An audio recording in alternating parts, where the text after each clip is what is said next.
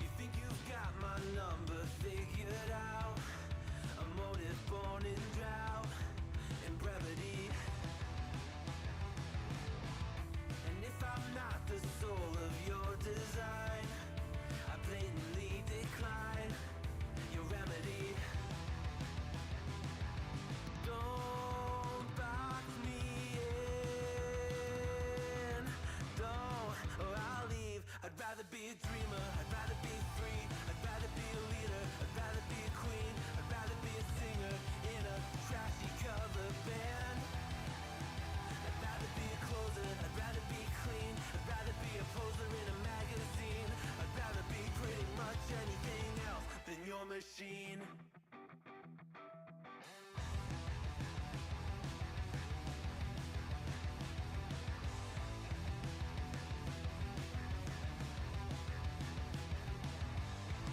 I wasn't always just a single shade, a palette full of gray in reverie. And I can burn it brighter than the sun. I have a golden gun inside of me. Don't box me in, don't, or I'll leave. I'd rather be a dreamer, I'd rather be free, I'd rather be a leader, I'd rather be a queen, I'd rather be a singer in a trashy cover band. I'd rather be a closer, I'd rather be clean, I'd rather be a poser in a magazine, I'd rather be pretty much anything else. And if I fall behind, ignoring all the signs, and if I lose the fight, I still rage against the night. Don't box I'd rather be a dreamer, I'd rather be free, I'd rather be a leader, I'd rather be a queen, I'd rather be a singer in a trashy cover band. I'd rather be a closer, I'd rather be clean, I'd rather be a poser in a magazine, I'd rather be pretty much anything else than your machine.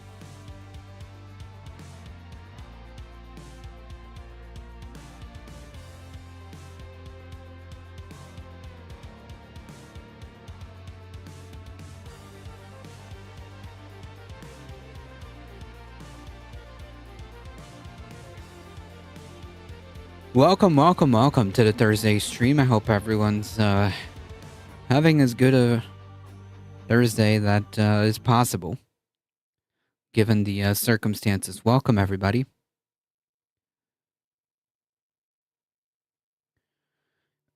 Quad Bennett, Derry Bennett, Charlie Martini, Sandy, Miss Blue Ocean, Michael Hassner. Welcome, everybody. Today we're probably going to keep it short because I just don't have the energy for this, folks. Not today. Sup?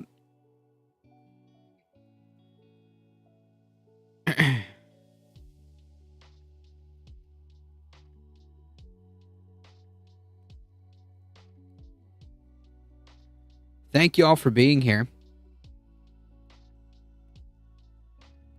Before we get started, the usual announcements. Thank you for your support. Your support is what makes this channel go. I appreciate each and every one of you. Thank you. Keep doing what you're doing likes, the subscribes, all of that good stuff is really helpful. Thank you all. If you want to support the channel directly, there's the merch store, the tip, !tip, Substack, Discord, and I believe that's it, folks. And if you want to do me a solid, check out this space, the Working Class Media Collective. There's something for everyone on this space. There's a conglomerate of different creators covering different things from different perspectives. It's pretty cool. Join us on this space, and you're also welcome to check out my program on this space, Tuesdays, 7 p.m. Eastern. This space is live with syndicated content and live content Tuesdays, Wednesdays, and Thursdays. Check out this space. That's the place.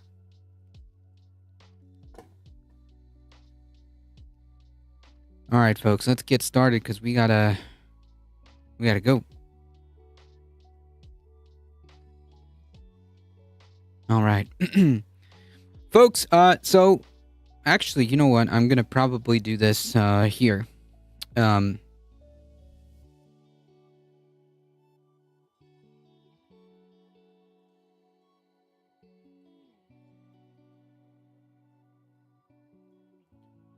probably going to have to do it like this just so that we can clip this later. Globus the Elder, welcome. Folks, the One Big Beautiful Bill has passed, as most of you know by now.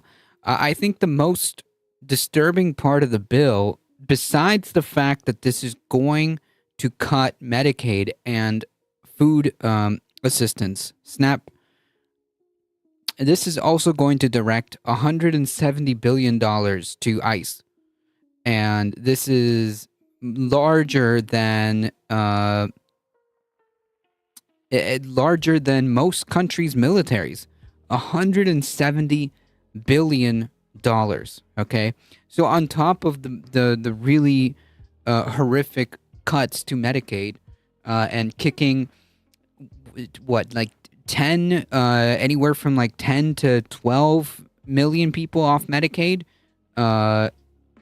which will inevitably lead to tens of thousands of deaths because people can't get the healthcare that they need, which will inevitably lead to hospitals being closed down. On top of all that, on top of taking food out of people's mouths, we are funding a massive Gestapo, bigger than any law enforcement agency that we've had, bigger than a lot of countries' military budget. And this is incredibly, incredibly disturbing. For those of you that haven't seen the pictures and images coming out of the alligator Auschwitz, as it's being referred to, it is pretty bleak, folks. This is something that needs to be kept on, and it's not great. It's really, really dark. Yeah, the Gestapo bill. It's the Proud Boys Retirement Fund. Ladybug, welcome. Unfortunately, but expected. Yep. How's it going, Charlie Martini?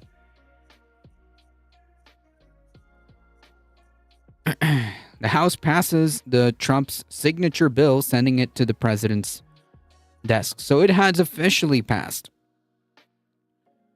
President Trump's 4.5 trillion tax breaks and spending cuts bill to the final passage on Thursday, overcoming multiple setbacks to approve his signature second-term policy package before a self-imposed 4th of July deadline.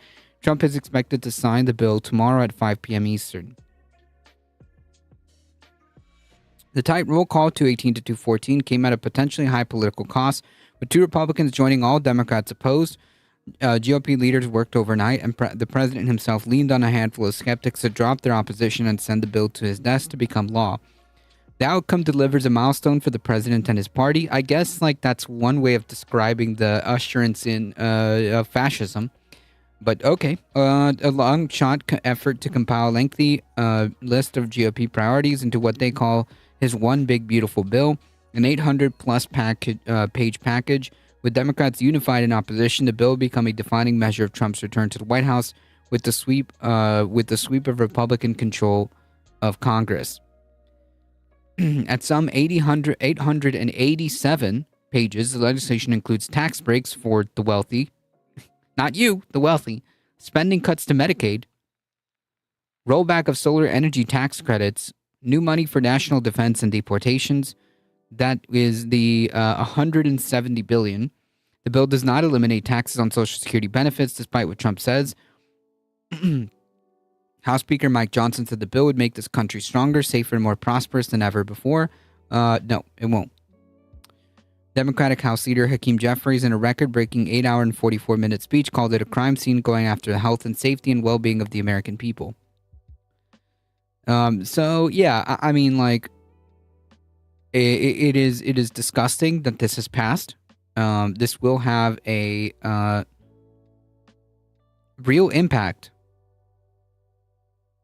on a lot of people. It will have a real impact on tens of millions of people.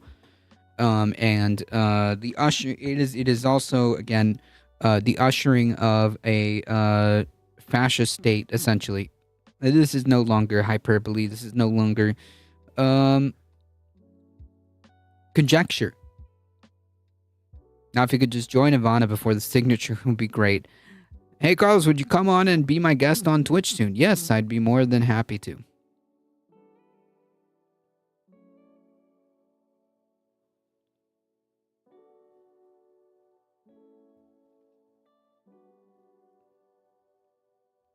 I'd be more than happy to.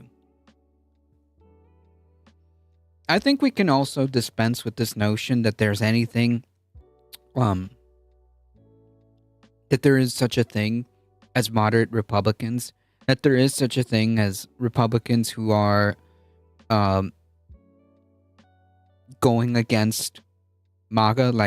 There's no such thing. One such Republican, which was instrumental in the passing of this bill in the Senate, was Lisa Murkowski.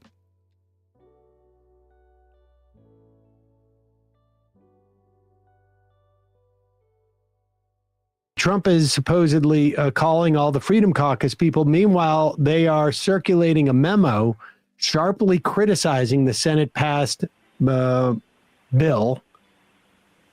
It violates their House framework for $1 of tax cuts, for $1 of spending cuts. And this goes to the accounting trick that the last Republican quit, and he was my senator. Yeah, that's it. Right? There's no such thing as a moderate Republican. There's no such thing as a non-MAGA Republican, right? Because either they fall in line, pretend that they have some umbrage with what's happening, or they just retire. They just quit because they're going to be primaried, and they're going to be targeted by Trump. That's it. There's no such thing. You're right, Tom. That's exactly who Tom Tillis. They're not Republicans, they're fascists. Yep. How's everyone in this housecape of the BBB? Well, it's it is a disturbing new. Well, I don't want to say new, but this is a disturbing landscape that we find ourselves in here. I suppose experiencing it firsthand would be the new part of it. Welcome, Mayhem Hippie. I don't know. Twitch is not very great when it comes to notifications. I mean, neither is YouTube, you know? So, it is what it is. Sometimes notifications fail on either Twitch or YouTube. Are we great now? I don't think this is what Tony the Tiger had in mind. We are Russian, we are China, we are the three evil axis. Republicans used where they don't have to count what the baseline is once the bill, the tax cuts that sunset, where that leaves us. They can just assume that everything is permanent, and it raises the issue that David Dayen mentioned yesterday on the program. Democrats get in office, maybe pass Medicare for all for one day. It's not going to cost that much just to do it for one day. And then 2 days later, just extend it. And then it's free. Doesn't cost anything according to the budget. Yeah, but like, will we actually see Democrats want to do something like that? I mean, I don't know. Question is, if not, but when will the question is not if, but when will the U.S. default on its debt? I have no idea. That's a whole other ticking time bomb.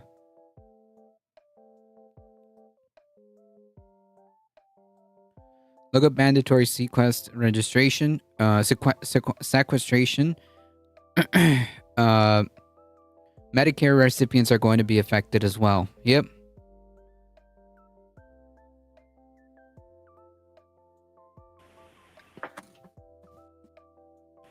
We shall see. No word on when, what votes they're going to be. Democrats have been lining up, apparently, trying to offer amendments to the bill that would prevent cuts to Medicare and to SNAP. They're lining up one after another, trying to get unanimous consent. They're being shot down.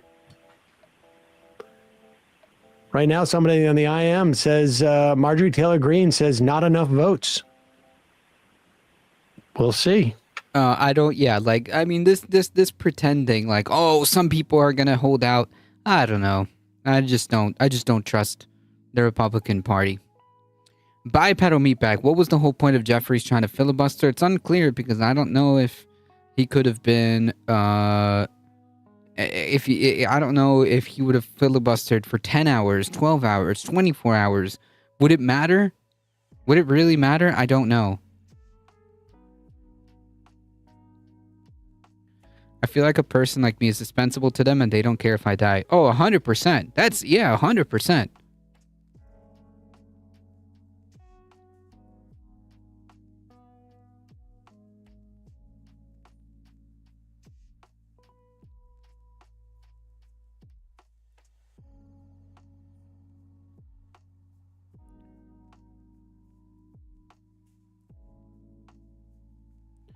It was just so they could vote. They couldn't vote in the dead of the night. Okay, gotcha.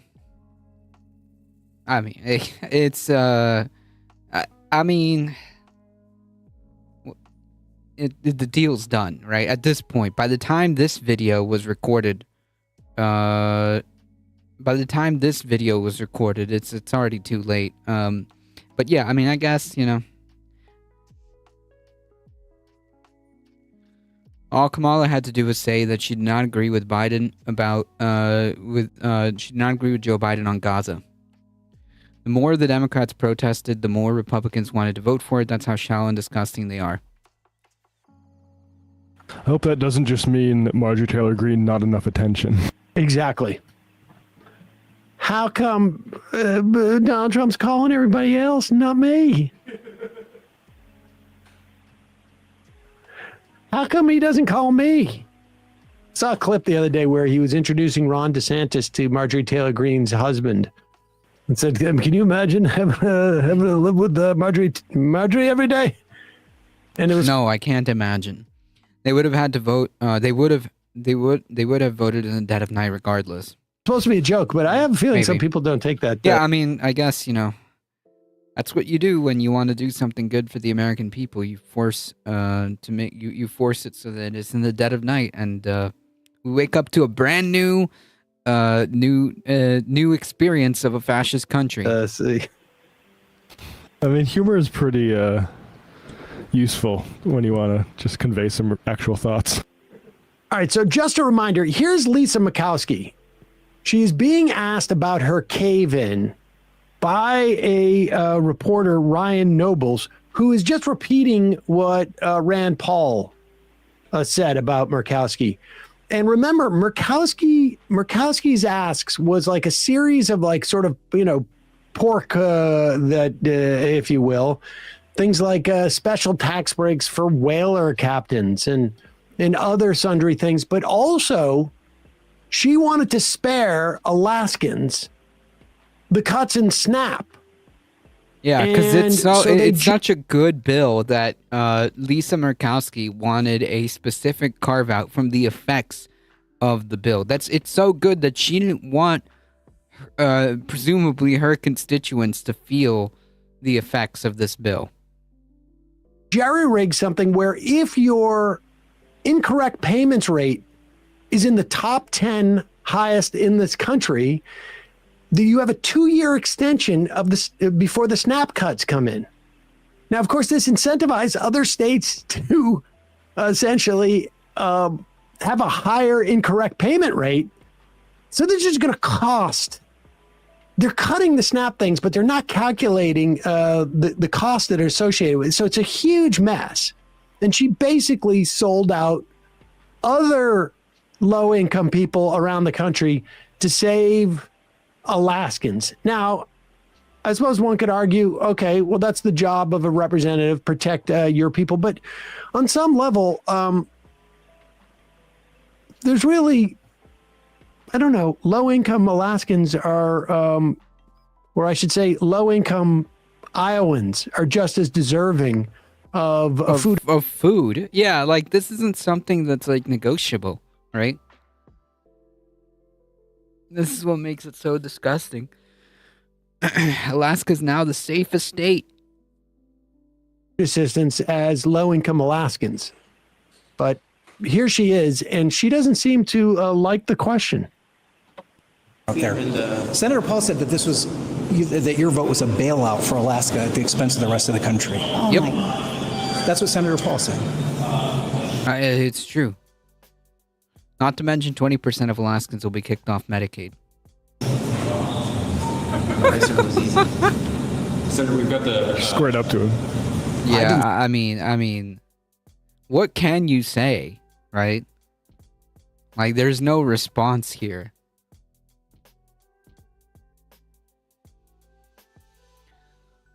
I oversaw the Medicaid audit in New York as far as human resources, and we had a high error rate. I was the director of HR for the Research Foundation. It was a sponsored program worth millions that we had from New York State.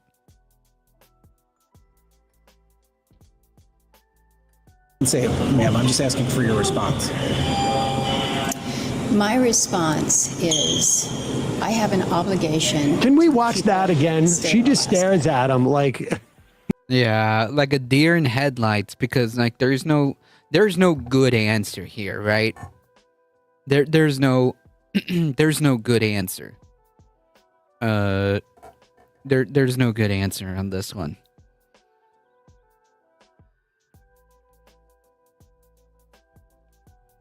I oversaw that. Then we had a federal whistleblower case. I'm telling you, what we're witnessing now is going to be worse than anything I experienced. That's not particularly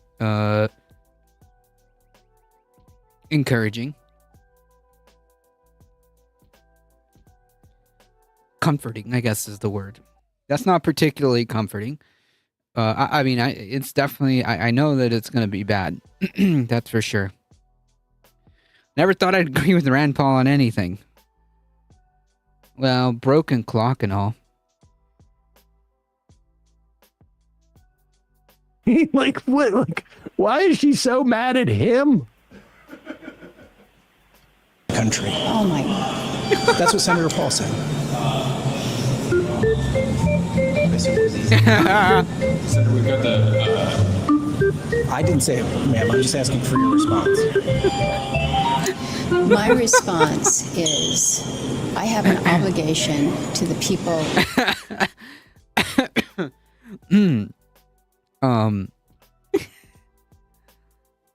My goodness.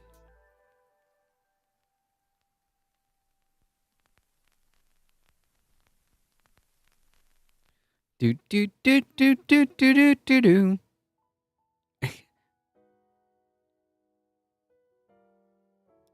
Yeah, Sandy's got a let's say a YouTube channel. Sandy's got a Twitch channel. Right here. I got you.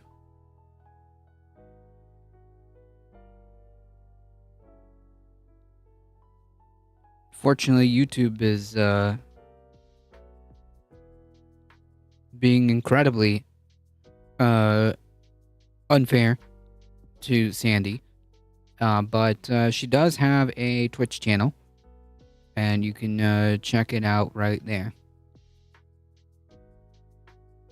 Of the state of Alaska.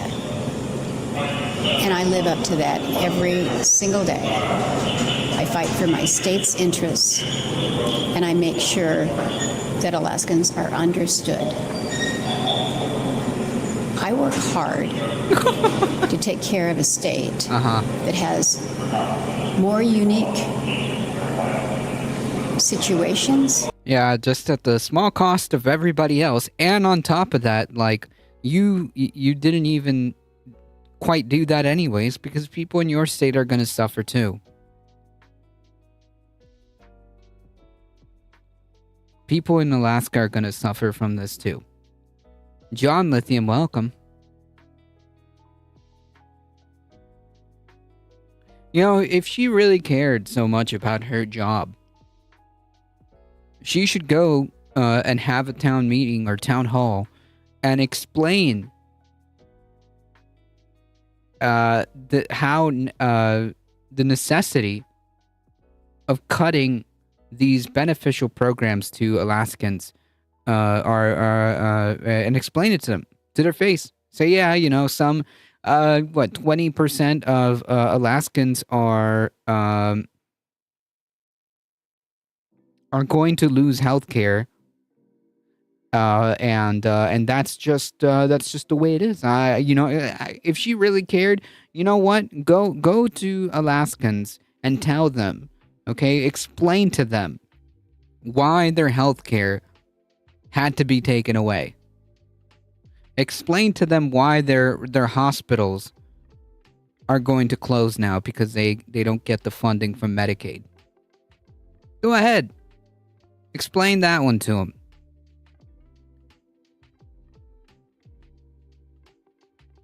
She's a Nepo baby, so no surprise on their reaction. They do not care about us at all, true. Who's hated more, Fetterman or this deer in headlights? Honestly, that's a good question. That's a good question. We can put that up in a second.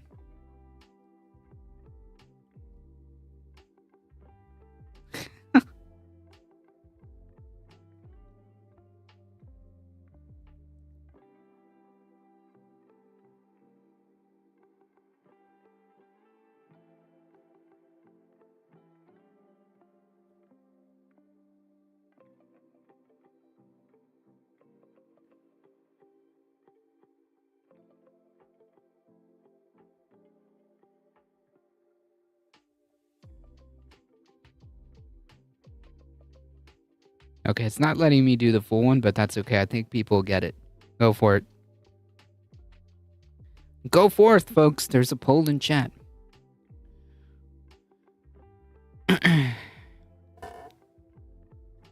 You want us back in the grapes of wrath, traveling to do the migrant farming work for food. Yeah, I heard that they wanted to also enact some kind of program where folks who get stopped by ICE would be returning to work back to the places that they were captured, like farms. Like slavery. I don't know how far along that thought has gone out, but I've heard stuff like this being talked about.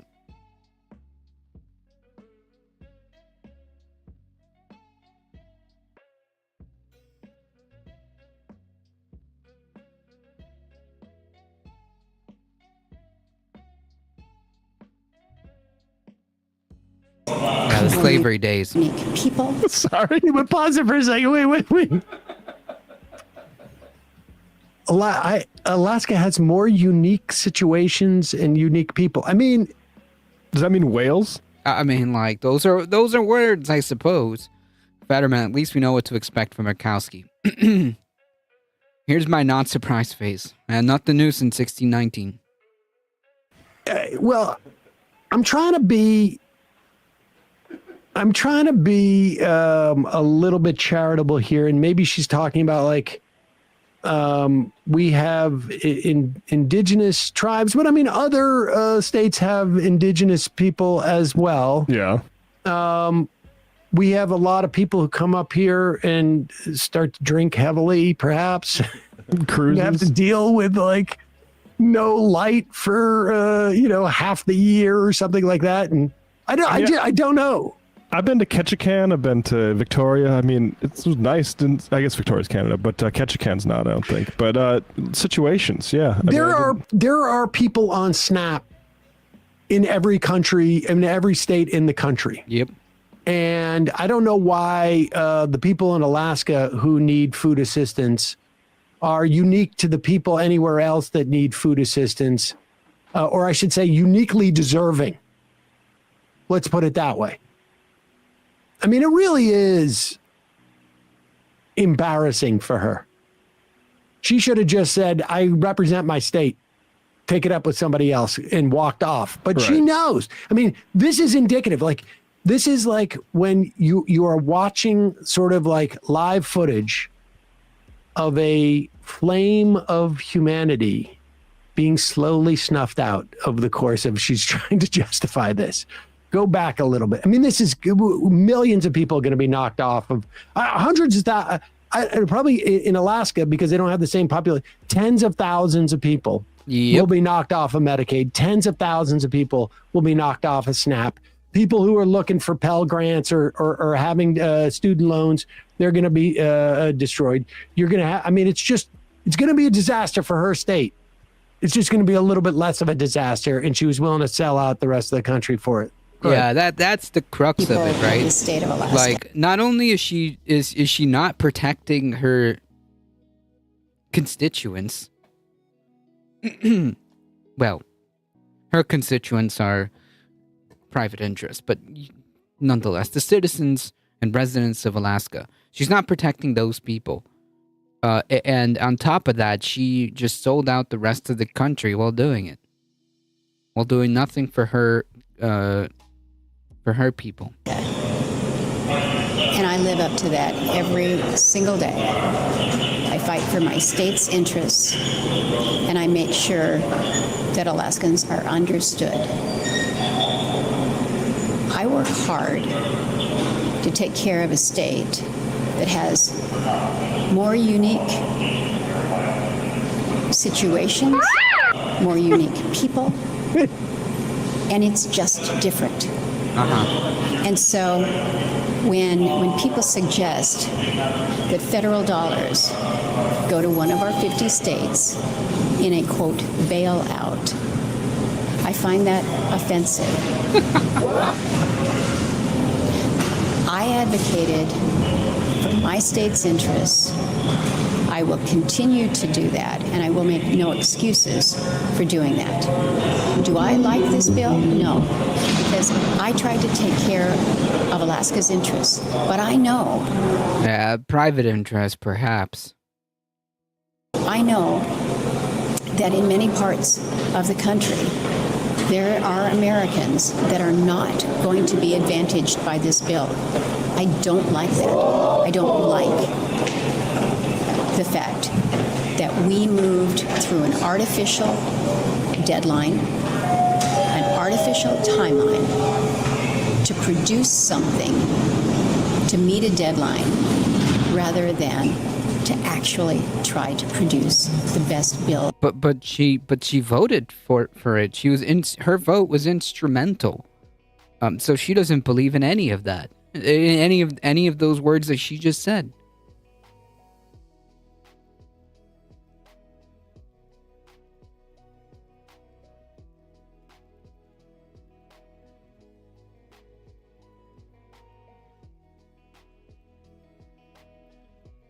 Not a single word. I had to go for a minute, got a phone call. No worries, you're good.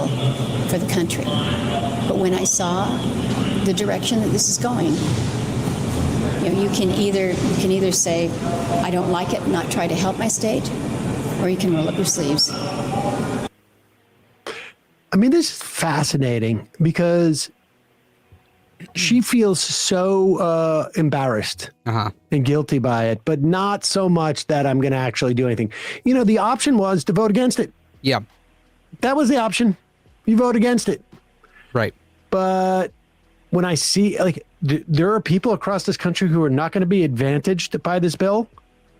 I mean, let's be a little more explicit. The only people, let's be clear here. The only people who are going to be advantaged by this are wealthy people. That's it. Period. End of story. Oil companies. But presumably they're wealthy. I would say also future ICE employees. If you own a private prison, you're going to be advantaged by this bill. Yeah, wealthy people, again. I mean, like, that's it, right?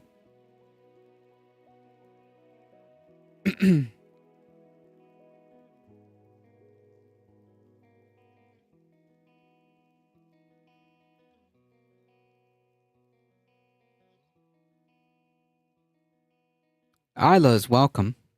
Illa's. The greedy feeding the greedy instead of the needy. Some Christians. But that's it. Yeah, asset owners. I mean, That's right. Literally, we're, like, if you round up all the people in the country who are going to be advantaged by this bill, it can't be more than 10% of the population. And in terms of people who are going to be disadvantaged by this bill, all of our insurance is going to go up, health insurance. It's not like we're disappearing 10 or 12 or 15 million people. They're still going to exist. They're still going to get sick. There's just going to be no process in which to take care of them in an efficient way. Yep. I mean, this is going to reverberate through. Your energy costs are going to go up through the roof, going to increase over years because we don't have any renewables. I mean, you're going to have hundreds of thousands of people who work at businesses that were built on the current policy baseline of tax breaks for renewable energy. They're all going to go out of business. They're going to lose their jobs. I mean, this is just astonishing. And the thing is that she's such an outlier. If this bill goes down in the House, it's only going to be because they think it's not harsh enough on Americans. Yeah. Mayhem Hippie with the 200 biddies. Thank you so much.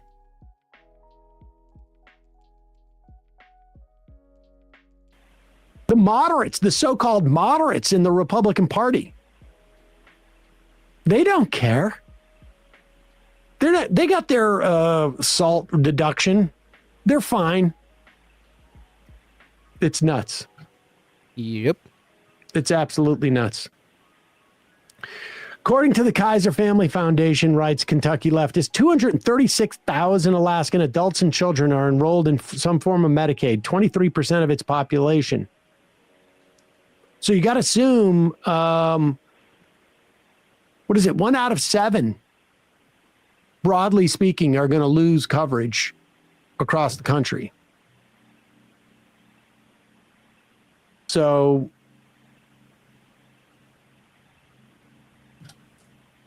20,000? Is it? I don't know. I can't do the math of that. A lot of seasonal workers in a place like Alaska that, depend on stuff like Medicaid. It's astonishing. Here is Democrat from Colorado, Joe Neguse, at the House Rules Committee hearing that was about 11 hours long, talking about that whaler tax cut that bought Lisa Murkowski. They did a child care boost to the CDC, TC, and FSAs. The CHIPS and Science Act tax credit was adjusted in this bill, and also the charitable deduction. I think you're missing one. Which one is that? Whalers. What's that? A new tax break for whalers, right? Whalers. Am I? Are you talking about allowing someone who uses a harpin to deduct the cost of that harpin? Correct. That's included. It's a business expense. It's a new tax break. It's right? a business expense that was capped at $10,000. Yeah. Does Alaska still get oil revenue? I believe so. And now they can deduct it. Up to $50,000, right? Yes. Yes. Why was that added? I think we all know. You'd have to talk to the senators. I'd have to talk to the senators. I don't know. It was kind of convenient, Chairman Smith, that was the one addition that you omitted from that list you provided. But I think I would probably more that I. Well, that may be the case. I think it's emblematic of the broken process that the Senate engaged in. That as we go through this 900-page bill, we will find a variety of different provisions that different senators inserted for their own purposes. And of course, one of them was this whaling tax deduction for the 160 or so people that would be able to claim that in the state of Alaska, so that one of the senators from Alaska would feel comfortable. One of the key senators required to get this through was Lisa Murkowski. Voting for the bill. I don't think that's, in my view, the way this process should unfold. But in any event, while we're having this colloquy, Chairman Smith, is that all it took? I'm not sure. Wait, she's a cheap date. If that's what it took, yeah. Mr. Chairman, we talked a bit. A little Worcestershire for McGovern there.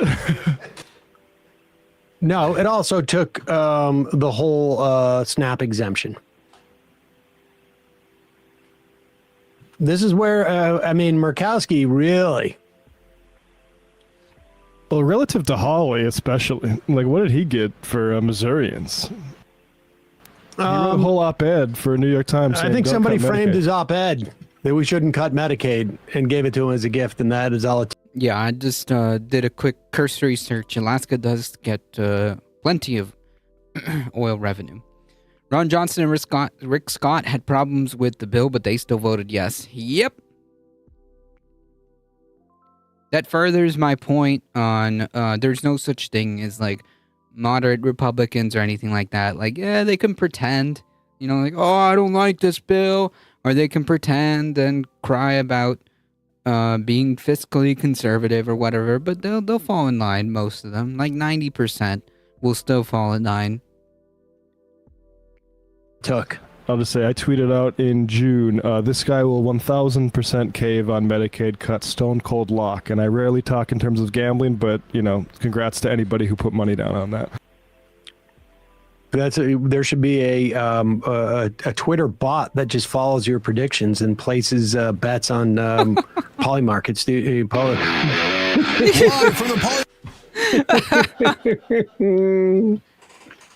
That's funny. I'm seeing an update as of 1:20 today, that Andy Harris, chair of the House Freedom Caucus, says he's remained opposed to the Senate bill. He called on Trump to order the senators back to town for further negotiations. I mean, okay. No, that didn't happen. the House just opened up a series of procedural votes on the legislation, and we will see if it passes. But I mean, this is Yeah, again, at the time of this recording, they didn't vote. But yeah, there's only 2 Republicans that actually voted against this horrific bill. That's it.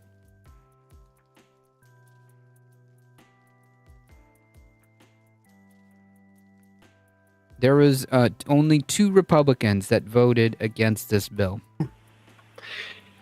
during the Obama years. Obama was prepared to cut Social Security benefits by rejiggering the cost of living algorithm that would cut Social Security to make some grand bargain with the Republicans. And at that time, progressives who were against this deal had to hope that the Freedom Caucus was not willing to take yes for an answer. Let's make it clear. These people are doing it because they are so horrific that this bill is not horrific enough for them. And to a certain extent, like, it's almost like their function. We're always going to be, it's like, they say, like, people always spend, 10% more than they earn or whatever it is. Their ask is always 10 to 15% more horrific than the Republicans can produce, which is, probably in some respects why the party has moved so far to the right. But again, when you're talking about a 30 to 50 person caucus, it's like 1/4 of their caucus, of the Republican caucus in the House. And so they have some power because they are true believers. We have this number ready here. This is for the House of Representatives phone, 202-224-3121. Good time to get in their ear about it. 100%. Both the Democrats, but if you are represented by a Republican, particularly a Freedom Caucus Republican, if you're in Those 2 Republicans are too hoggy for MAGA. a red state, a red district, this is your opportunity to actually have an impact. Call them and tell them this breaks all the House rules about spending. There's not enough cuts in this. And tell them, like, you're going to, Elon Musk is going to primary you. Just, this is the time to really go to town. Now, for those of you out there, do they care? Are they even able to feel shame? I don't know.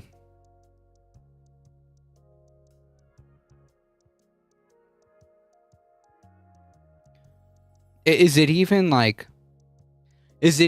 realistic to say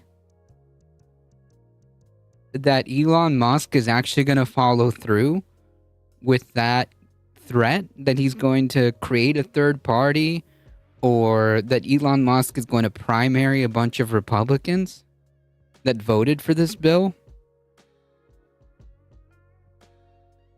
Like, do we even believe that? Is that even a threat?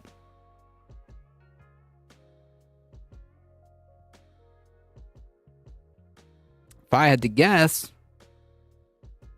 no. Like, they care about the rules, Sam. Yep. Yeah, no Vergonia. Not a chance. who think that the Democrats in the Senate were feckless, that they did not in any way communicate properly to the American public what was going on here, that they couldn't even pressure someone like Lisa Murkowski, who I think is... Kirkenstein's Monster, welcome. Hola, amigos. I'm a bit late. No, it's all good. Thank you for being here. Sam thinks we live in a constitutional republic, maybe. Technically an independent, or she ran as a write-in candidate in Alaska. If you think that the Democratic leadership in the Senate's not doing something, well, have I got news for you? You know the so-called one big beautiful bill? Well, just because Donald Trump still calls it that doesn't mean that's the name. And why is that the case? Because of this American patriot. Yeah, I mean, like, I think that, like, in some ways, like, Sam believes in, like, believes in the institutions.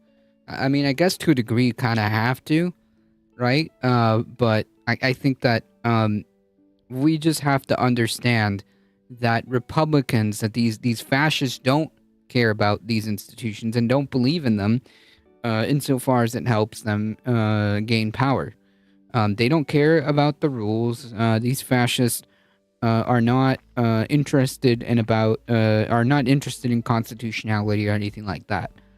Trump actually said that farmers should own their migrant workers. Just wow, yeah, that's something that we were just talking about. Hazemaker. We would say that we would say that just call it what it is, right? Slaves. That's what Trump wants.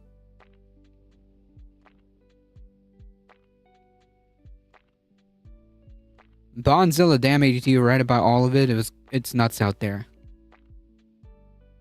Bully Chuck at every opportunity. Yeah, it is a moral imperative to bully Democrats like Chuck Schumer and bully Democrats like Hakeem Jeffries. It is a moral imperative to do so at every point. I raise a point of order against page 1, lines 3 to 5 of the pending amendment, which violates section 313B1A of the Congressional Budget Act of 1974. Hey, Bella Legreasy, welcome. The point of order is sustained. The text will be stricken. Oh, wow. There it is. Wow. The name of the bill is no longer one big beautiful bill. It's just known as Senate whatever number. Yeah, so just to be clear, I heard some other folks talking about this. When I actually got to listen to some of this in the live show. I actually got to listen to some of this in the live show, and I genuinely thought when I saw this, because I saw the like a post or like a tweet, I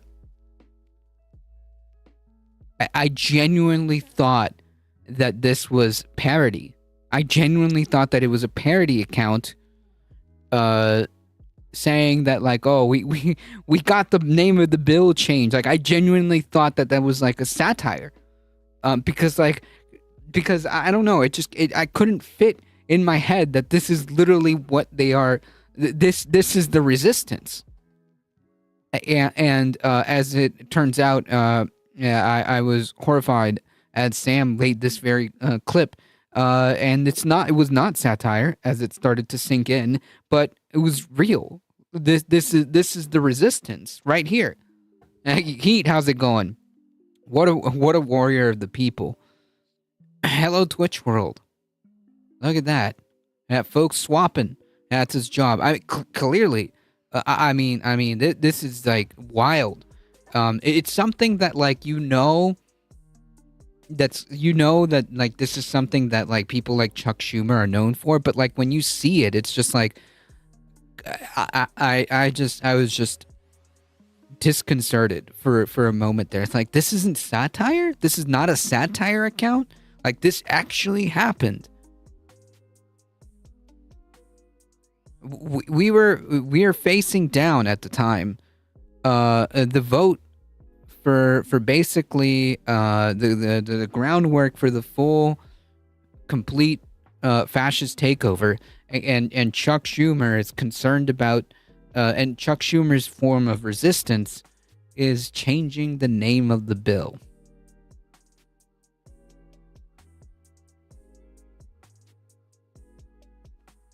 Thanks, dude.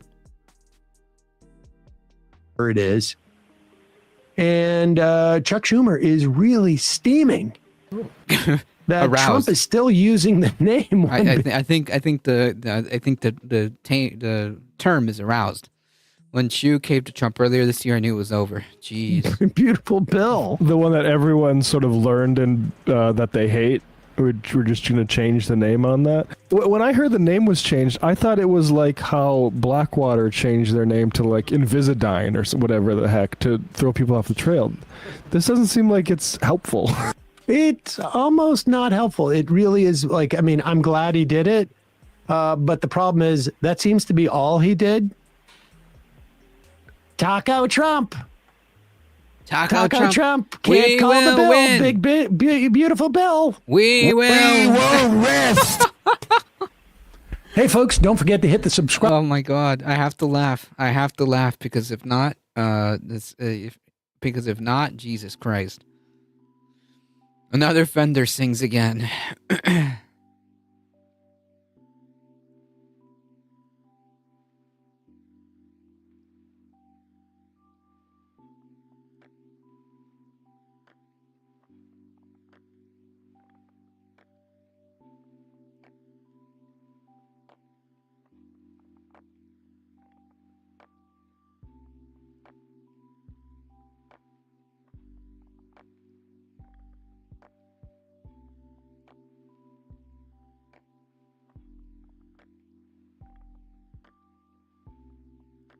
It's not even useful from a messaging perspective. Yep.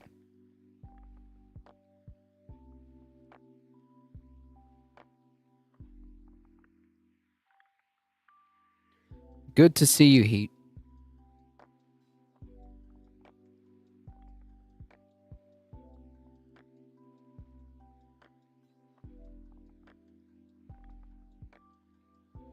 We got one more video, and then we've got two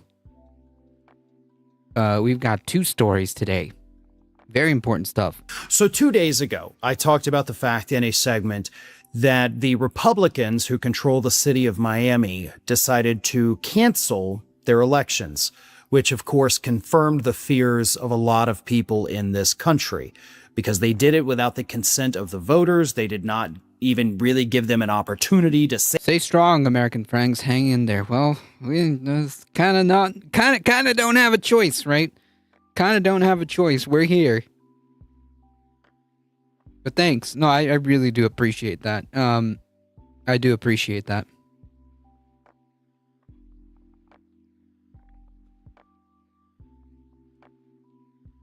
Say anything or do anything. County commissioners just said, we're canceling this year's elections, and oh drat, our term-limited Republican leaders are gonna get another year in office. That was pretty bad. I mean, that's a horrible thing to happen, and again, it confirmed a lot of fears. And judging from the reaction of the video, people were very unhappy. And if that's the case, then buckle up, folks, because I'm about to give you some news that's even worse. Yes, give me it. Than canceling elections. Tell me. The title of the video kind of gives it away, but if it helps, whenever it seems to go to shit over here, I look over and see it's not so bad. Joke, of course. I'm sorry. You gotta laugh because, like I said, you gotta laugh because, man, Monep, welcome.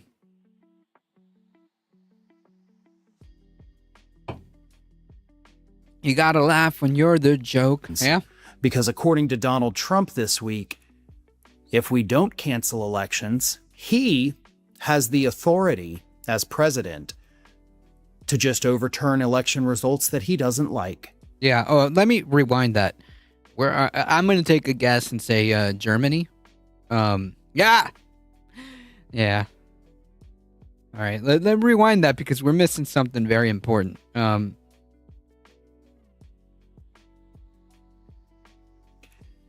if we don't cancel elections, he has the authority as president to just overturn election results that he doesn't like.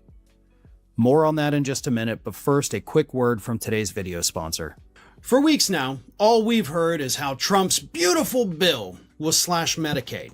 But almost nobody is talking about what his MAGA loyalists slipped into this bill. Go to ground.news/Farron to see how they're trying to block judges from enforcing court orders unless you pay a bond first. Highly credible sources warn most Americans can't actually afford to do this. So if this bill passes and Trump violates the law, it wouldn't even matter. This is the GOP's flood the zone strategy. Distract us with headlines and bury the real power grab. And it's why I think Ground News is the best tool to expose these blind spots before it's too late. My partners built the only app and website pulling in news from across the globe, then breaking... Ground News is actually not that bad.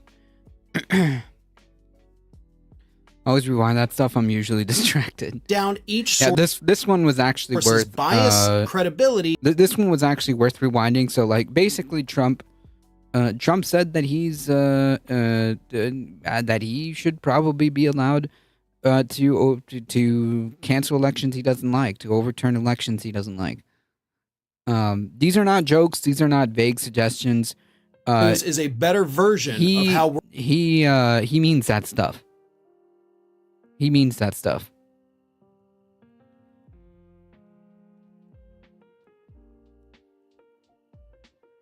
And if he doesn't mean that stuff, then why is the president of the United States talking like that, right? But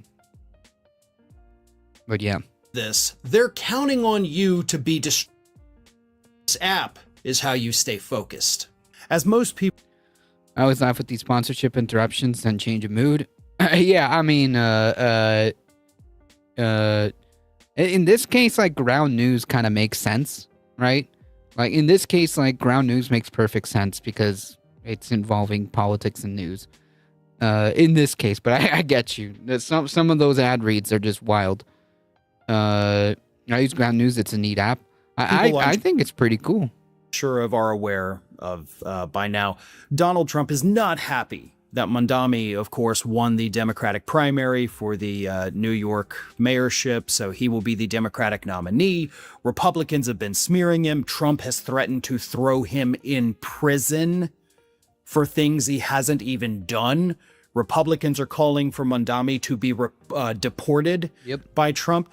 But Trump is now saying, don't worry, folks, we don't even have to do those things. We don't have to go to those extreme measures because I can just overturn those election results somehow. Here is what Donald Trump put on Truth Social on Wednesday, and I'm not kidding when I say that this may be the most terrifying thing this man has ever said in his life. As President of the United States... Yeah, just to be clear, like, again, this is not a joke. He is not kidding. He is very serious about this.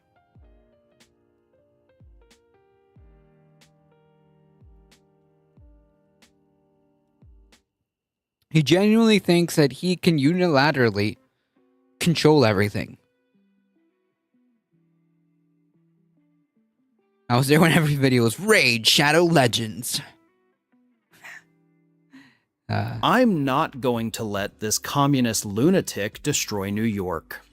Rest assured, I hold all the levers and have all the cards.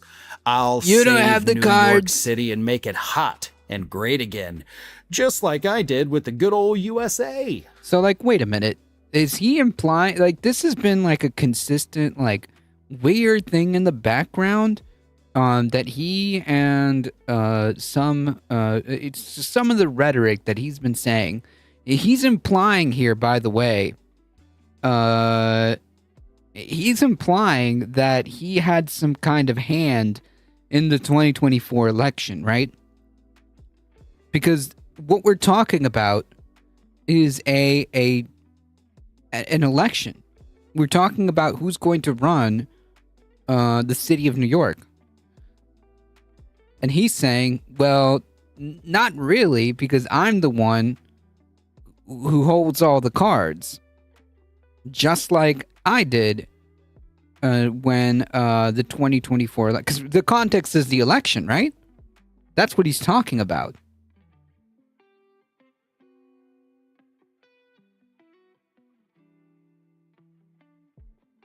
Timu Scarface.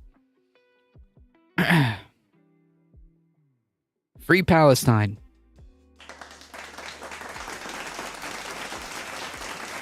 I mean, that's actually two threats there. Let's deal with the more humorous threat first.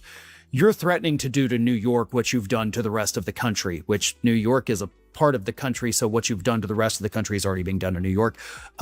Here's the thing. You've destroyed America. You've destroyed our economy. You're in the process of destroying our healthcare. You have destroyed rights for pretty much any group of individuals that's not a straight white wealthy man.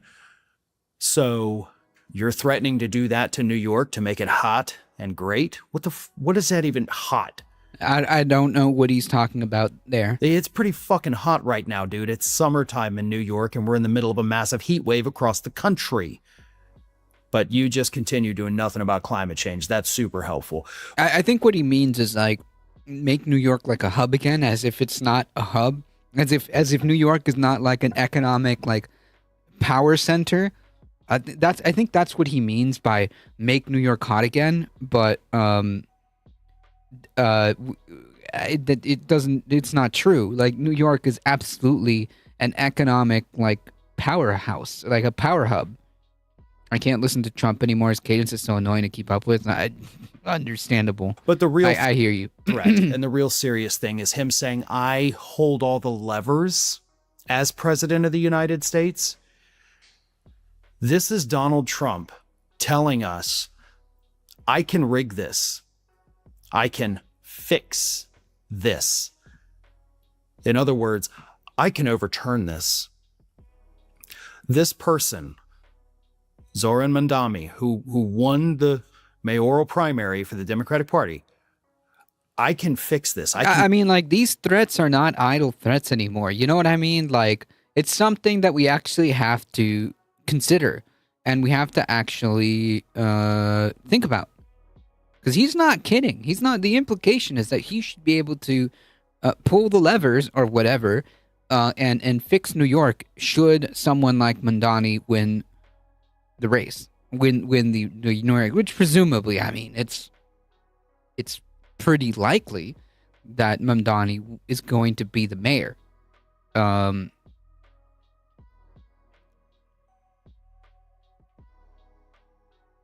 Truly disturbing stuff, because again, these are not idle threats. He's been talking about this for years. He's been talking about this for years.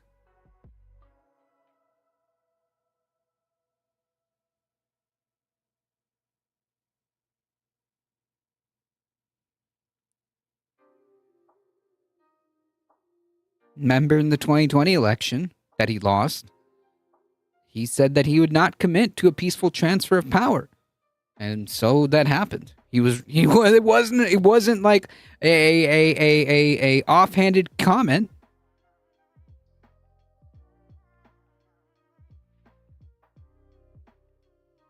If you can go after mayors and no checks and balances are on the table, you surely reach the standards of my home country in 1930s. I'm afraid that we're there. I mean, we're building camps. We're building camps. I don't know if you've seen some of the images of the stuff that's been going on in Florida, but if you look at some of those pictures and you compare them to images from 1920-ish, 30-ishes, it's pretty dark.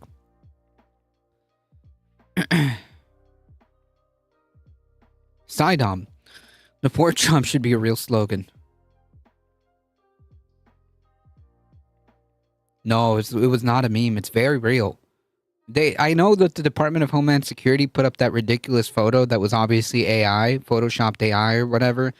But no, it's very, very much real. Go look up some of the videos.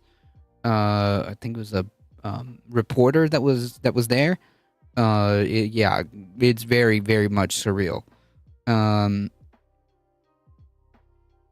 If we could have lots of electrical power if we hooked up generators to the bodies of the founders spinning in their graves. We're on step 7 or so of genocide right now, so not much left. Yep. Can change this. I can do whatever I want. I have all the cards, he says. I hold all the levers. Right. And again, this is not a new thing that he's saying. It's just that the threat is very real. Like, this is no longer, oh, that's just Trump being Trump. Oh, well, he's just being bombastic. Oh, well, you know, he just says things. Like, no, he's not. He's being very serious about this. In fact, I want to say during his first term, he said something to the effect of Article 2 says I can do whatever I want. He believes that. He believes that because clearly he's being proven right. I think Bipedal said earlier, who's going to stop him, though? The courts aren't doing anything. Congress is not doing anything. So yeah, I guess he can do whatever he wants. This is Donald Trump effectively becoming a dictator. Now, we just again had elections canceled by Republicans in Florida. And that's going to be a litmus test. They want that to go to the Supreme Court so they can officially have the authority to do that across the country. Trump is now threatening to overturn election results because he holds all the levers. If you're ever wondering, can it happen here? Don't wonder that anymore. It is happening here, folks. Yeah, like, this is no longer a hyperbole. Like, I think that the message that I urge people to keep hammering, especially to the normies, because we all get it. We are watching this. We're all seeing this unfold. But I have the feeling that people in general, they just in a broad sense, I don't think people in this country are understanding where we're at. Okay, be it because of the state of the economy, that people are just tired, exhausted, working 2 jobs, they have no idea what's going on. Or heavily propagandize people, and that is a deadly combination. That is a deadly combination, and I think that we need to keep hammering this point. It is no longer a matter of can it happen here. It is a matter of it is happening here.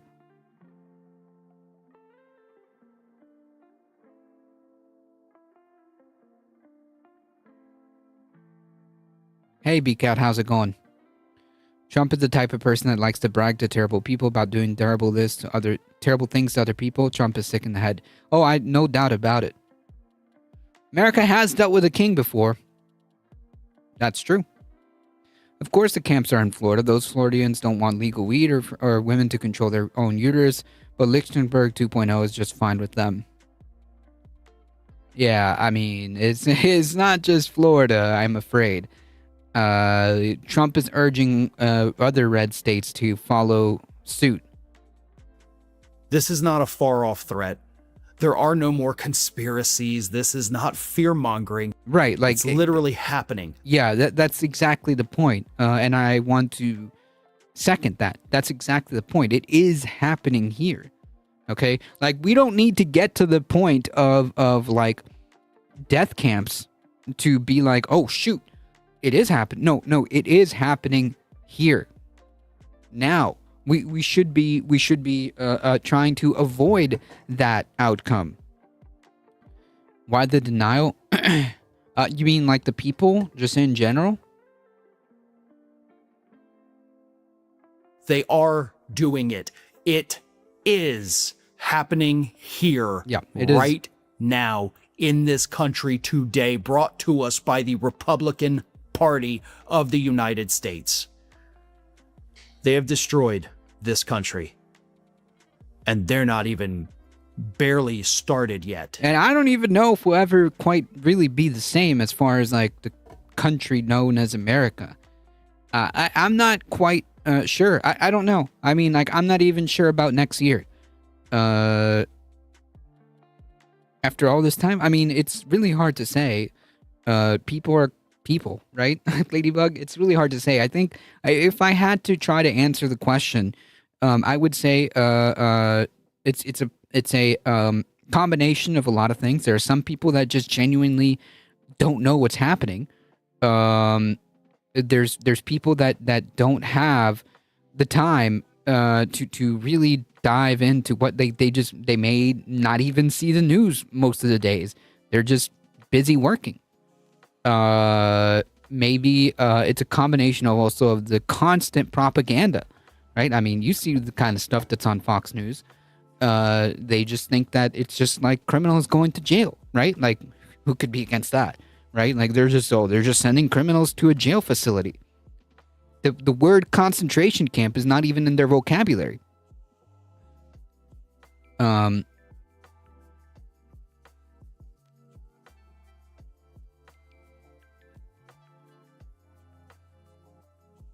The other part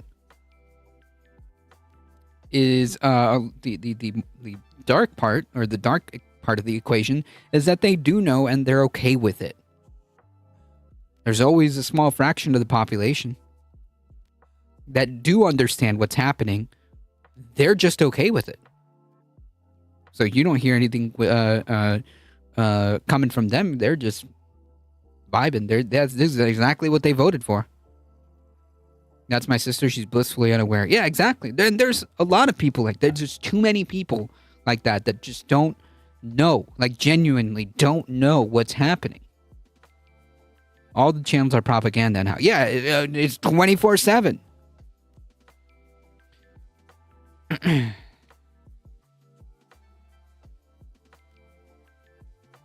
Why am I the only one that can't see Ladybug?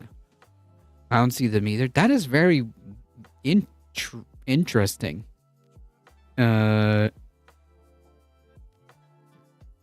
It's funny because I can see them, and it's funny because Twitch can see also.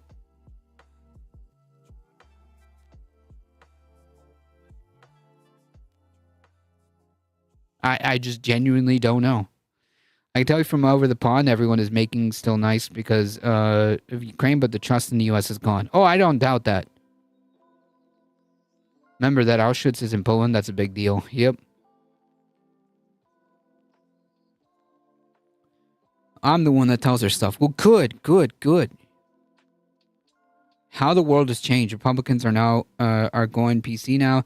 They're not concentration camps. They're internment facilities. Yeah.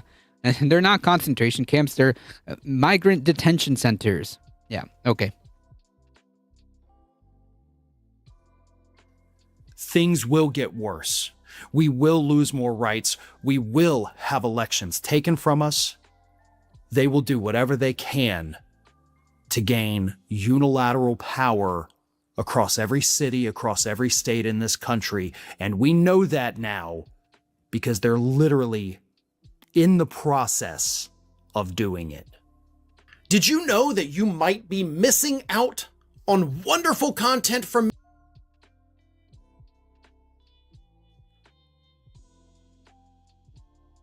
I was thinking who they meant. Ladybug, is it code for something? I don't see their chat. What?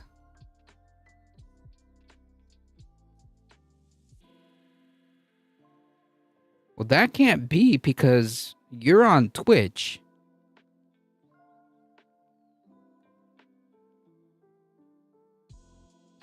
I don't get it.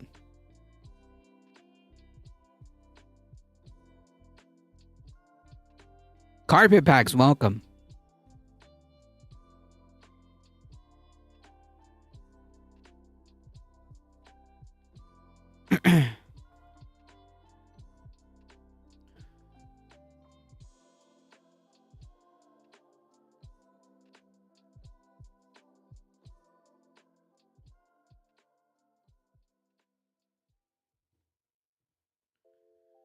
Perhaps, B-Cat.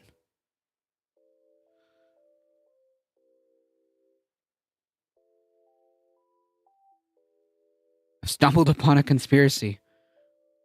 Well, Sandy,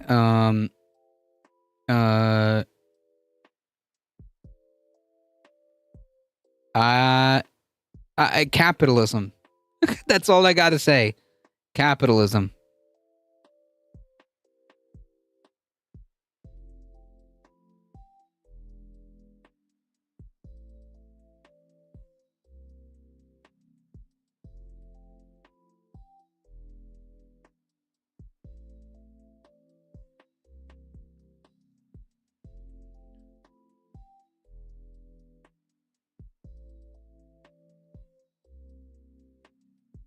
Understood, B-Cat.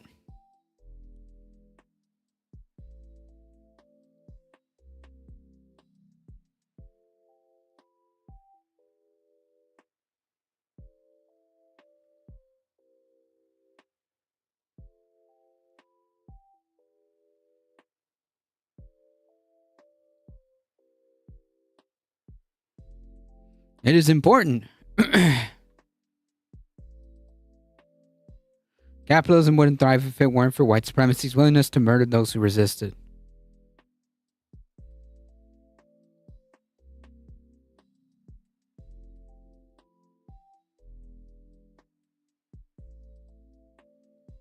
True.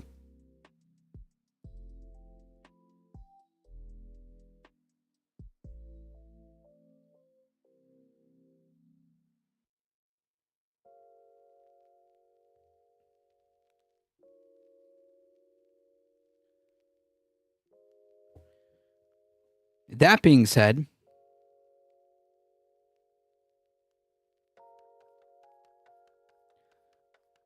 today's stream has been brought to you by... Ooh, I almost did a Jake there and got myself out. I almost did a Jake there and accidentally blew the stream up.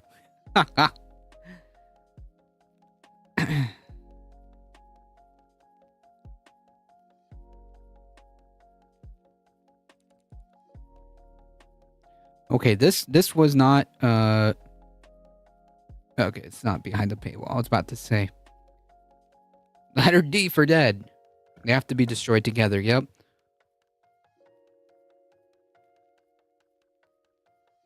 Brought to you by whoops, that was lucky.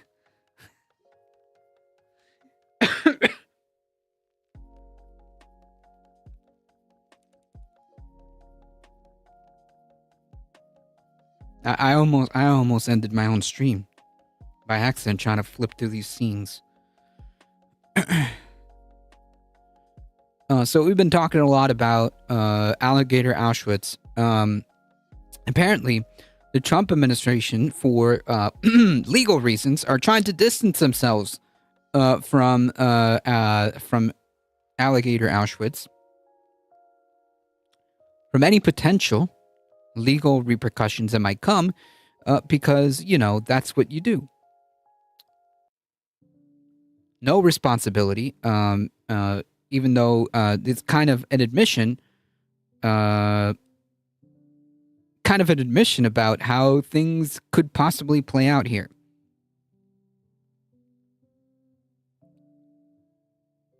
A guard could fall in the moat. Yeah, I mean, but like, I'm talking about like that's like on the, not even on the list of concerns of mine.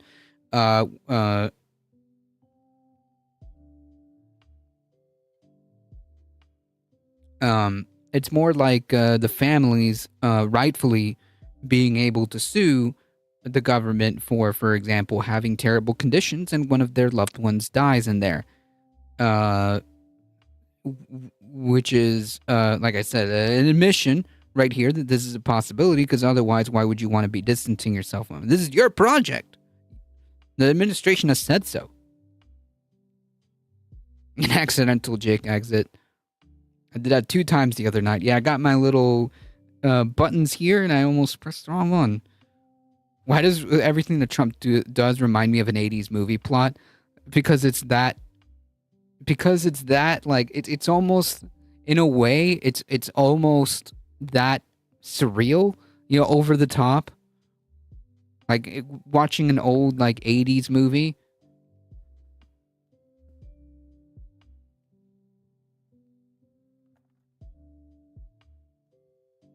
Days after President Trump and top administration officials toured Alligator Auschwitz and gave the migrant detention center, i.e. the concentration camp. I mean, like, the language here is just so... It's a disservice. It's really a disservice. Like, I believe Michael Hassler also made that point about the media. This is not a migrant detention center. I guess you could call it that, but like it's a concentration camp. A ringing endorsement. The federal government is saying now is saying not, and it has nothing to do with the state-run facility deep in the Everglades.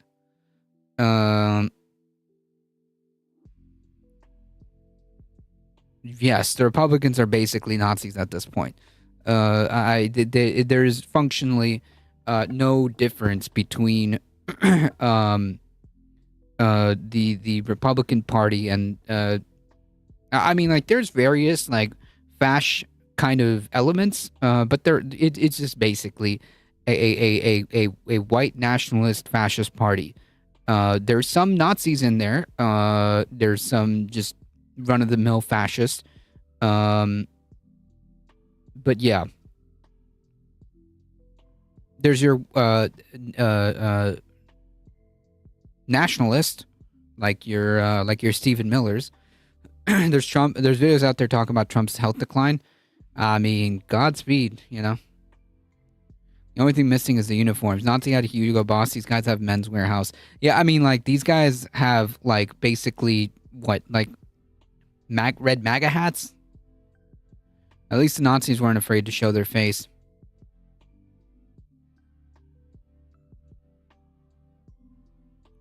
Hey, very nice TV. Thank you for the raid. I appreciate it.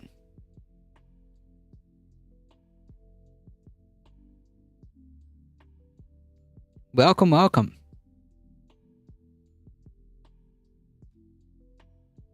Welcome in. Folks, if you have a second,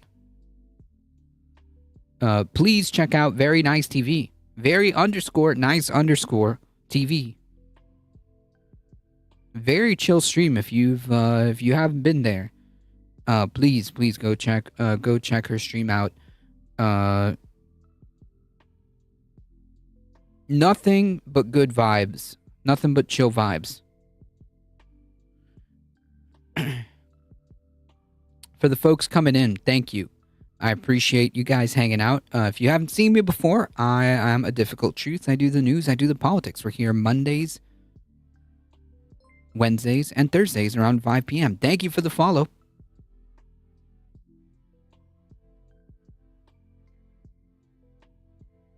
And check out the project that we're working on, that we are part of at this space, where I do my show from 7 to 8.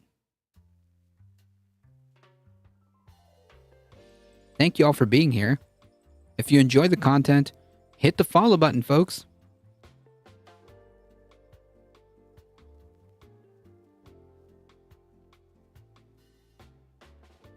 Yes, they have gay frogs. If you raid them, the gay frogs will greet you. The Department of Homeland Security has not implemented, authorized, or directed or funded Florida's temporary detention center, the agency wrote in court records. And yet, the same day, the U.S. Justice Department joined the suit in favor of the Alligator Auschwitz, calling the project critical to federal immigration goals.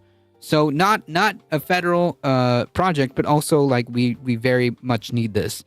Fancy Philippe, welcome in. Thank you for the follow, new 66 World. Erica, welcome.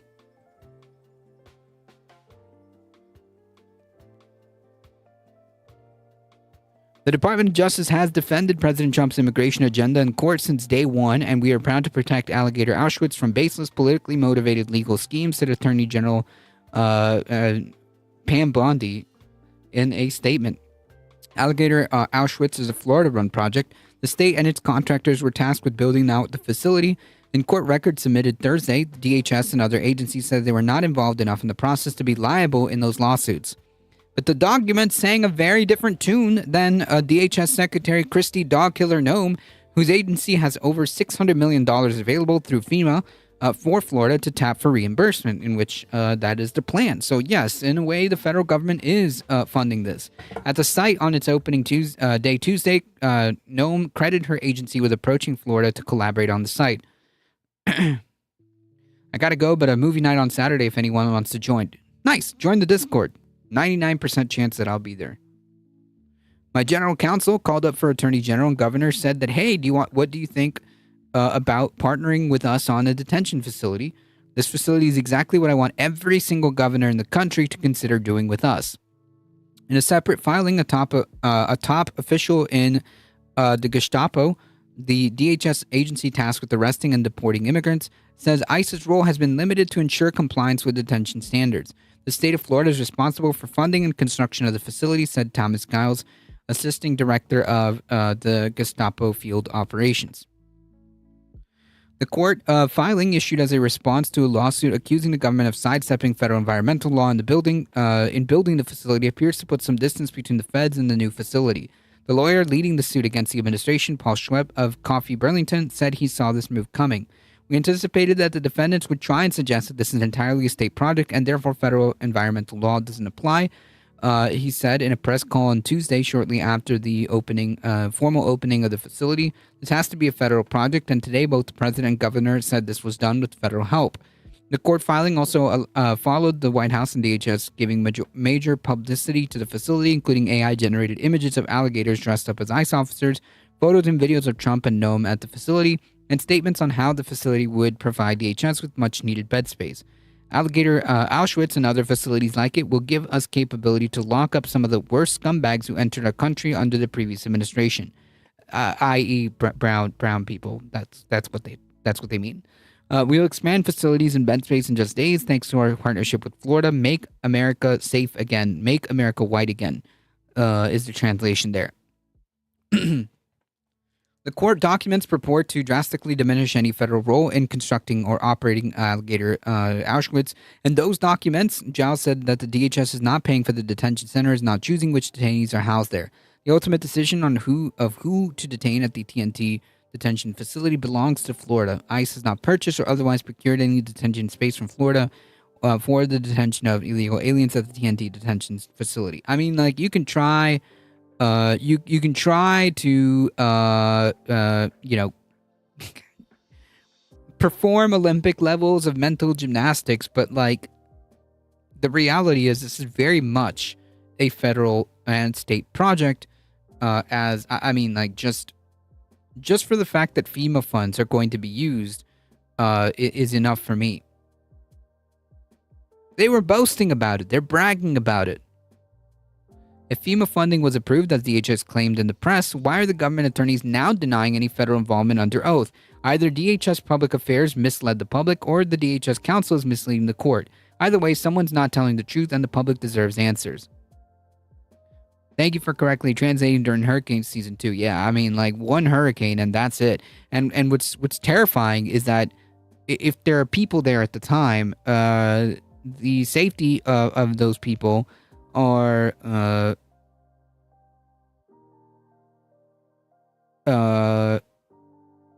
is very concerning. I mean,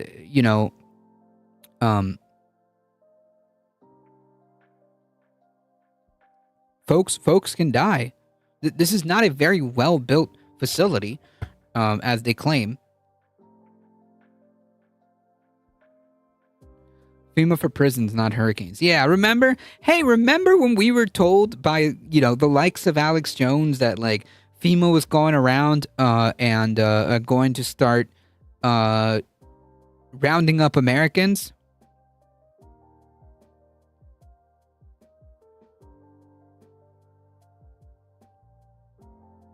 Little did we know, we would end up in a timeline where FEMA is funding these concentration camps.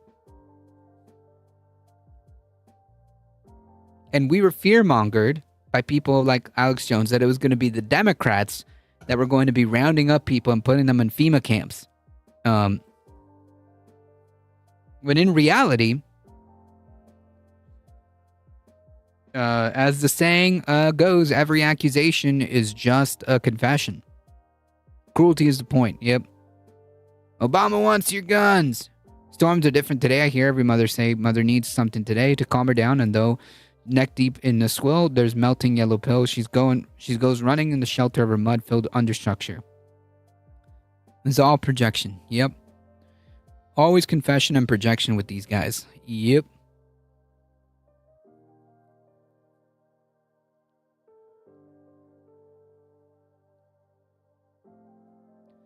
I got one more story for you folks. They just cut off access to satellite data tracks hurricanes, all for cybersecurity purposes. Yep, good luck out there in Florida.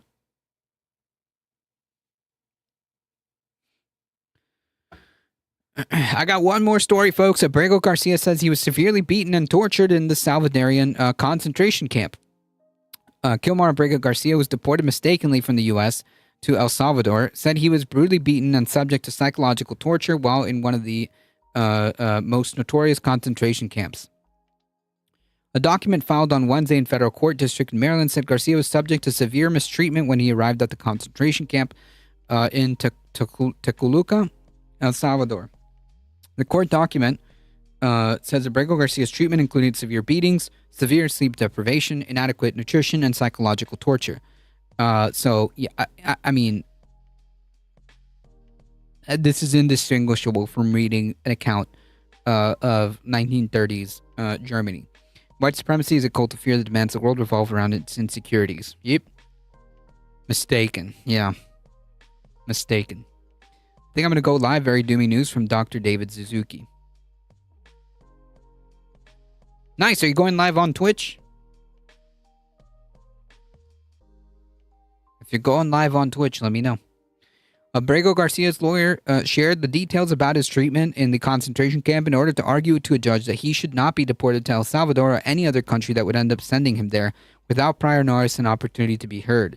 The document describes how Abrego Garcia was stripped down upon arrival at CCOT and kicked in the legs with boots and struck in his head and arms to make him change clothes faster. He had visible bruises and lumps all over his body. The detainees were held in overcrowded cells with metal bunks that did not have mattresses, and Abrego Garcia and 20 Salvadorian inmates were forced to kneel for approximately 9 p.m. to 6 a.m., with guards striking anyone who fell from exhaustion. This is just gross stuff. Abrego Garcia was denied bathroom breaks and as a result soiled himself, the document said. While at CCOT, prison officials repeatedly told plaintiff Abrego Garcia that they would transfer him to cells containing gang members who they assured him would tear him apart. The document says, continuing that Garcia repeatedly observed prisoners in nearby cells who he understood to be gang members violently harm each other with no intervention from guards or personnel. During his first 2 weeks at CCOT, the court document says that Abrego Garcia's health deteriorated significantly and his weight dropped from 184 to 184 from 215 pounds. Although journalists are typically not allowed to access CCOT, the human rights organization Cristal Sal and other advocates have accused authorities of abuses and overcrowding at CCOT and other Salvadorian prisons, because it's true.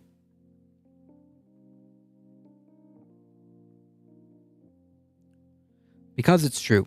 In April, this is all exactly as we feared it would be. The fact that he is alive is as I mentioned a while back, it's a miracle in and of itself. The fact that he's alive is a miracle in and of itself. Kralia, welcome.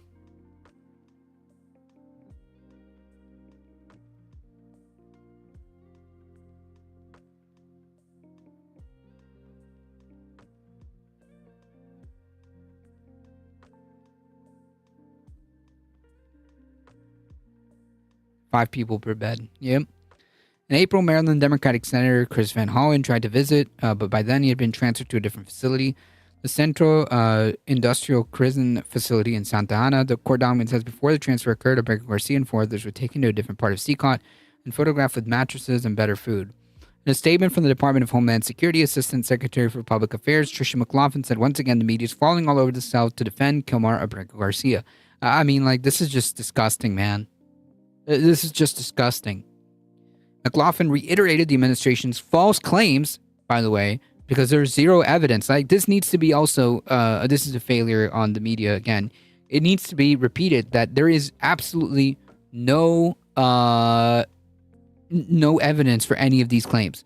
That he is an MS-13 gang member, a charge his family and attorney strongly denied. She also reiterated that claim that he is a domestic abuser, and added the media's sympathetic narrative about Abrego Garcia has completely fallen apart, yet they continue to peddle the sob story. Yeah. Abrego Garcia's wife, Jennifer Sura, Vasquez Sura, filed orders of protection against him in 2020 and 2021, alleging physical and verbal abuse. After those allegations surfaced, Vasquez said that she dropped the charges after the couple worked through their issues privately. Yeah, but the Photoshop picture said so. NPR reached out to the embassy of El Salvador, but did not receive an immediate reply. Yeah, and also just being in a gang isn't a crime. Abrego Garcia was arrested in March by Immigration and Customs, deported to El Salvador despite a 2019 court order prohibiting his removal to the country due to fears of persecution. Gestapo officials said his deportation was an administrative error, quote, but later accused him of being an affiliate. Yeah, so, like, I mean, it's either one or the other, right?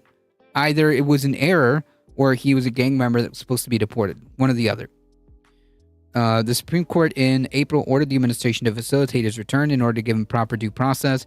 About 2 months later, the Trump administration brought him back, but immediately detained him in Tennessee on federal charges of conspiracy to unlawfully transport illegal aliens for financial gain and unlawful transportation of illegal aliens for financial gain.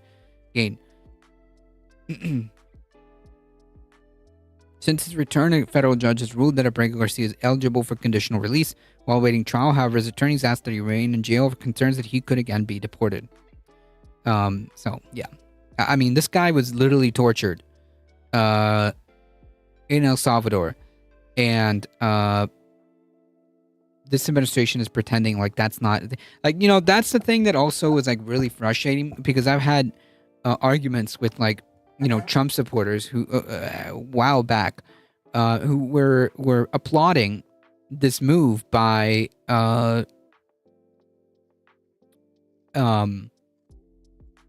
Bukele. Like, oh, he's rounding up all the criminals, so he's making El Salvador safe or whatever. But, like, the amount of human rights abuses that are happening is indicative as to what the real reason is as to why Bukele is doing this. And if El Salvador is so safe, then why does he still have those emergency powers, right?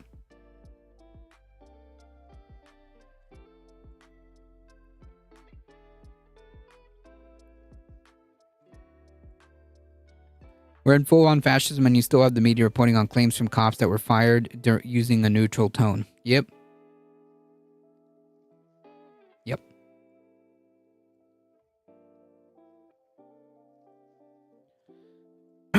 Corporate media, exactly. There's no, like, that I think that's exactly probably a better way of putting it, because that's my frustration when reading some of these stories that you kind of have to translate in a way. I don't know if that's the right term, but give it proper context, because you can't just say that 100 undocumented, 100 illegal aliens were put in a migrant detention center. No. The headline should be 100 people were put in a concentration camp in the middle of the Everglades, as an example, right? I don't know how many people are going to end up in that Alligator Auschwitz concentration camp. It's unclear. We might not know exactly what's going on at all in that camp, but you get the point, right? The passive voice, contextual, contextual. Yeah, you just put it in proper in proper context and give it the right perspective, I guess. And I don't know. We've been heading into fascism since the 50s. This is new, just logical conclusion. But like, I guess it's just like, from me being here and now watching this, is just shocking. Watching this every day, is shocking. Really, it really is. And you're right. This has been a path that has been set for us for a while. It's not new. It's just living in it and being the generation that is experiencing it in the here and now. It is just shocking and surreal and disturbing.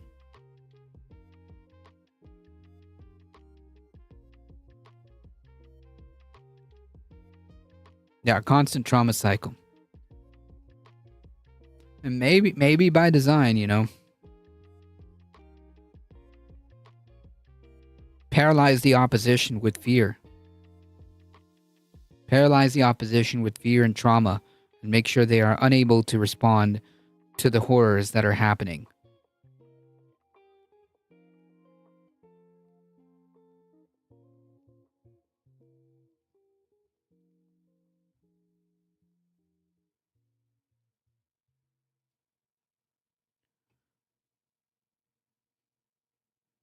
Trump said it every day on the campaign trail. Oh, 100%. Like, this is not something that, and every time he said something, it's just shocking. You know, to hear the president of the United States talk like that, it's just shocking. Like, not surprising, you know, like I keep making that point too. It's not surprising. These people have been saying who they are for a while. It's just shocking. Every time he talked about how elections are rigged, even though he won the 2016 election. When he's talking about how he should have more terms than he's allowed to have, whether or not the Constitution grants him full authority. Article 2 says I can do whatever I want. I can't guarantee a peaceful transfer of power. All of that is just shocking. Plenty of people wonder what they would do if they lived in Germany during the 1930s and 40s, and now we know what they'd be doing. Yeah, it's kind of sad. You would think that, like, how could you would think that, like, you know, I mean, certainly here, now that we know this history, we know the history of what happened in Nazi Germany, certainly the American people would stand up and do something. It can't happen here, right? I mean, we know what happened in Nazi Germany, but certainly it can't happen here.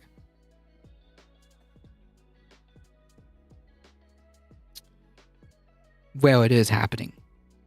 Like, we watched the video of Farron Cousins. It is happening, and I think that this moment is so pivotal to keep telling people, keep trying to spread this word.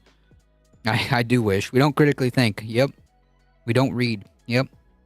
It is vital that we keep harping on this, because it is happening here.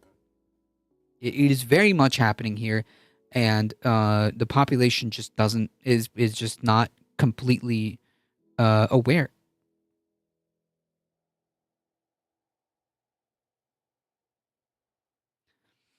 You know, how could people fall, how can people fall for, like, Nazi ideology in the 20s and 30s and beyond?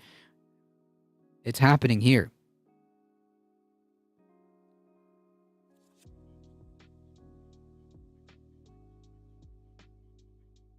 Yep.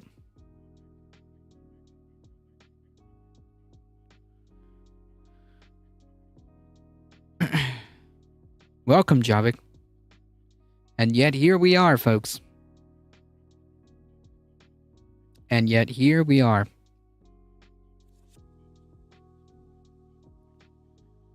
All right, folks, I got to get out of here. It's about 7, just a little past 7. Thank you all for being here. I wish I could stay longer, but I got to get going. Sandy, are you streaming right now on Twitch?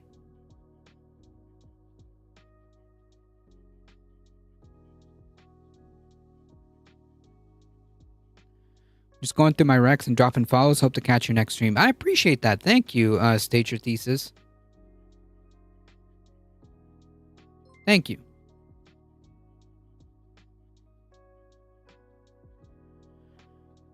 Thank you, BCat. I'm going live at 7:30. All right, folks. Well, please, if you can, join Sandy on Twitch. Sandy Environmental Coffee, which I will drop the link here. Setting it up. No problem. I'll just drop the link right now. And once again, thank you to Very Nice TV for bringing her wonderful community over. I appreciate you guys. Thank you. Thank you to all the folks here from Very Nice TV. And thank you to you, Very Nice TV, for rating. I appreciate it.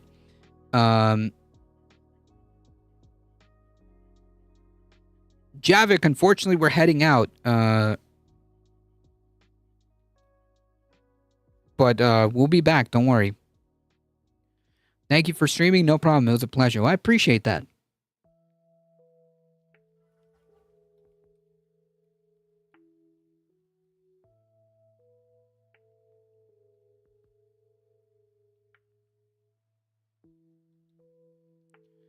Thank you all for being here. You guys are what makes this channel go. I appreciate your support. Thank you to the new follows.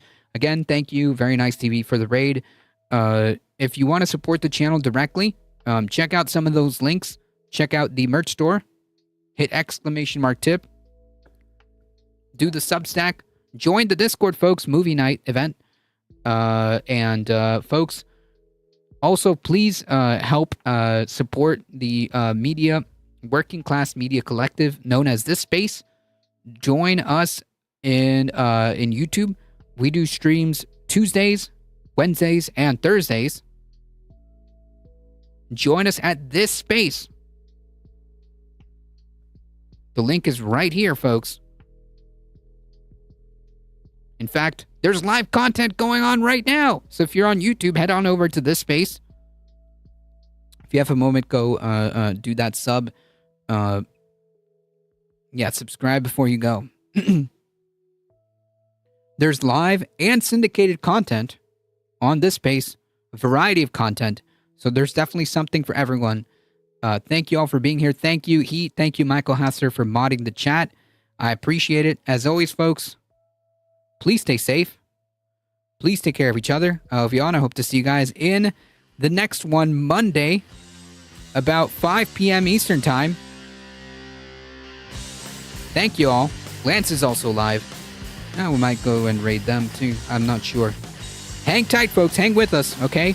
Hang with us. See ya.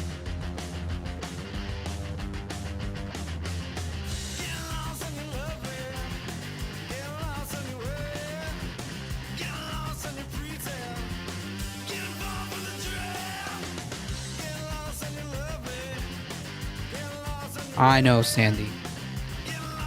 It's still such a... It is really a travesty of justice. Like, it is just such... It is so unfair. It's unbelievable. Well, it's not unbelievable. We're watching it. But...